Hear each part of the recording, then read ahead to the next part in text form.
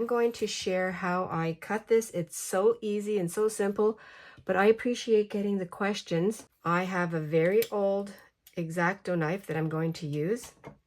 I'm going to get out my, if I can, I'm just going to get out my little self-healing mat. And all I did, and you can measure this so that it's even. So the size of the magazine is 10.5. And I will take a pencil, 5.25, so that's the middle. And all I did, if your magazine or your catalog is thin enough, you can use scissors. Just take my X-Acto knife and made a few passes until it was cut. At this point, it is cut. You can do this a couple of different ways, and this magazine is the same as my last one. It's glued together.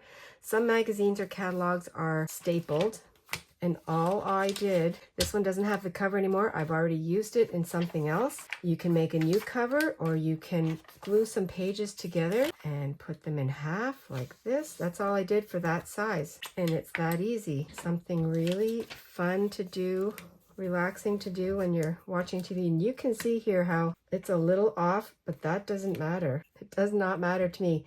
So what I'll do is I will double this up. I didn't have a system as far as 1 or 2 pages. What I did was when I went through my magazine, if some of my pages were already ripped, I sandwiched, I'll pretend this one like this. So what I did was I used that page like that, and then it catches the other page, and then I flipped it in half. Now you can see some of these pages are completely off, and it does not matter, because by the time you add your embellishments, your decorating, it's going to be wonderful. Smooth out. That's what I did all the way through.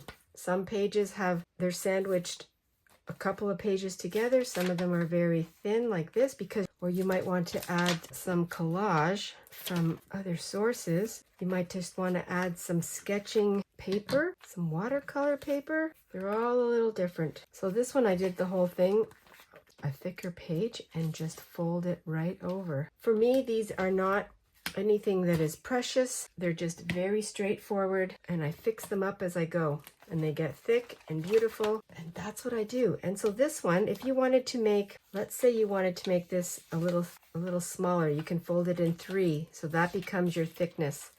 You can make magazine spine journals like I did, and I'll list those in my description box.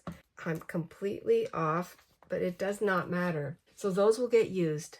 I hope that answers your question, Vicky. It's very simple. A big pair of sharp scissors if it's a thinner one, or an X-Acto knife and some kind of mat to cut.